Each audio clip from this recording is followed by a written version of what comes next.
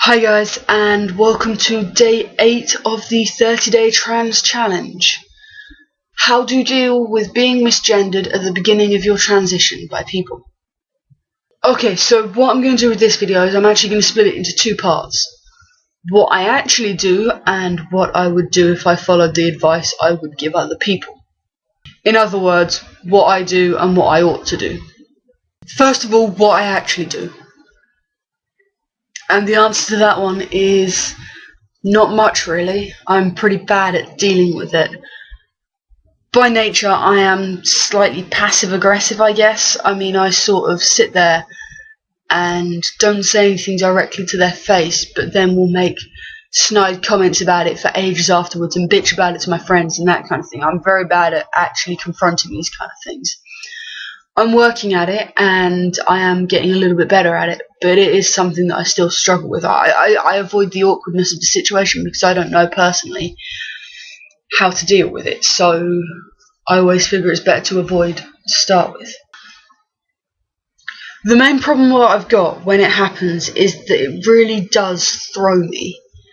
Like, I'll be stood there and it'll come out of absolute nowhere and really unexpected.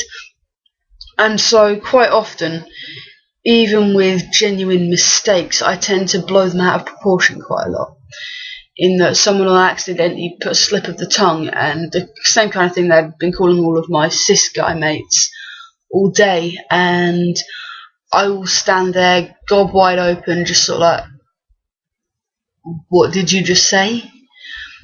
And that generally tends to out me a lot more than anything else. And it's especially bad with being misgendered by the general public with that reaction. But obviously I also get misgendered by friends and family still quite a lot. Completely accidentally, they don't do it deliberately. But I also have to deal with that. If it's somebody I know really well and I know has been making a really big effort to get pronouns and name and gender right, I don't generally overreact too much with family and friends and stuff. I'll generally just correct them, and they'll usually get really embarrassed, and it'll just be a case of, it's alright, don't worry, and that's the end of it. If people keep making the same mistake day in, day out, all the time, you know, a few times per hour, then I can get a little bit short sometimes, which I know is a bad thing. But it does get a little bit difficult not to get short in that sort of situation, so can you really blame me? So yeah, that's how I deal with it. With strangers, I am passive-aggressive and don't do a very good job. With friends, I just gently correct them and hope that they get it eventually. On to the next bit of the video, which is a case of what I feel I ought to do. I think when dealing with this situation, the most important thing to do is to assess how important this is to you.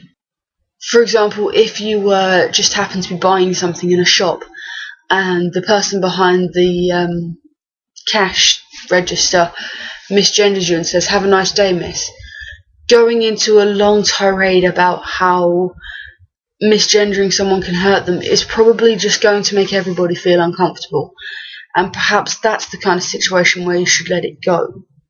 It's okay to be hurt by it, because God knows I am all the time still, but not letting it control your life is probably a good thing there.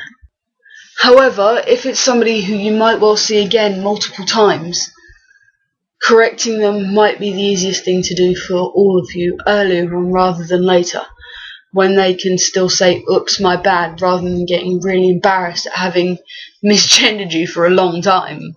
So yeah, there are some situations where correcting is the right thing to do, and there's some situations where you could just rely on the fact that, hey, even cis guys get misgendered an awful lot, and it doesn't make it easier, but it does give you another coping mechanism.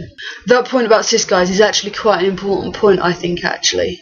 It's important to remember that, hey, we're not the only ones who get told, "So how are you ladies doing?" I've got a friend who is cisgender, who is constantly taken for a girl, and it kind of bugs him. But the point, it's worth bearing in mind, we're not the only ones, and it's not because you're trans that they're doing it. I think that's really important to bear in mind. As far as letting it go goes, my advice would be to take a couple of deep breaths, mention it to a couple of people who are going to say, what an idiot, or something along those lines to make you feel a little bit better, and then to just try not to think about it. I know it's easier said than done. I am still very bad at doing that. I don't follow my own advice. But I think for the ones that are inconsequential, I think that is probably the best way of doing it. Get it off your chest, then just don't talk about it. Correcting people is a lot more awkward though. I know that I have not found a way of doing that actually works. I remember that Chase, in one of his videos, sort of suggested talking at me, but I'm a guy kind of thing, which I do a very bad example of, but sort of like acting surprised, like, you know, how have you managed to get that wrong, is sometimes an option. For people who you know, it is a bit more complicated. I mean, the gentle reminders could be as simple as saying he when they get a pronoun wrong, or using your name when they accidentally use your birth name instead. Just in a nice, gentle, non-confrontational way can often be a good thing, because from my experience, most people don't want to hurt you. Most of them genuinely want to get it right for you and to make you comfortable. And your job as the trans person is to encourage them to get it right and to give them the tools to be able to get it right, and that means gently pointing it out when they get it wrong. Where the gentle reminders aren't going to be enough, or somebody has been incredibly rude at those, or there just isn't time for a gentle reminder to work, you know, if it's you need to get this sorted sooner rather than later, I don't really know what the best way to deal with that is. I guess just outright correcting them and saying, actually I'm a guy, is one option. The other option is being a little bit more subtle about it, getting your friends to make sure that they use he, or just, even if you don't need the loo, walk into the men's room, something like that, something really overt, and saying, no, I am a guy, deal with it, might work. I don't know, I am really, really bad at this. I hate being misgendered. I don't know whether I can leave you with parting words of it gets easier as time goes on, because, I mean, I haven't been transitioning for long in the grand scheme of things. But from my experience, it does get easier. Sometimes it still hits you like a ton of bricks with the smallest thing and it doesn't make any sense. And it can really trigger dysphoria a lot in some people, myself included sometimes.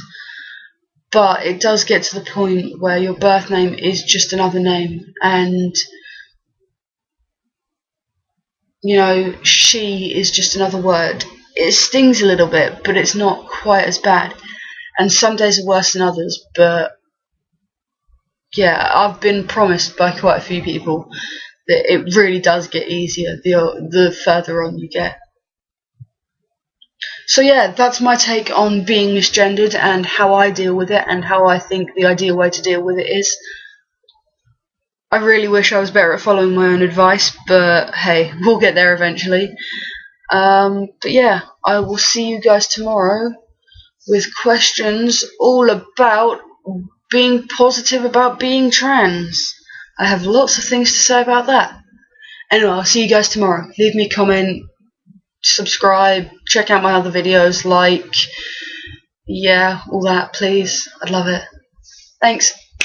Bye.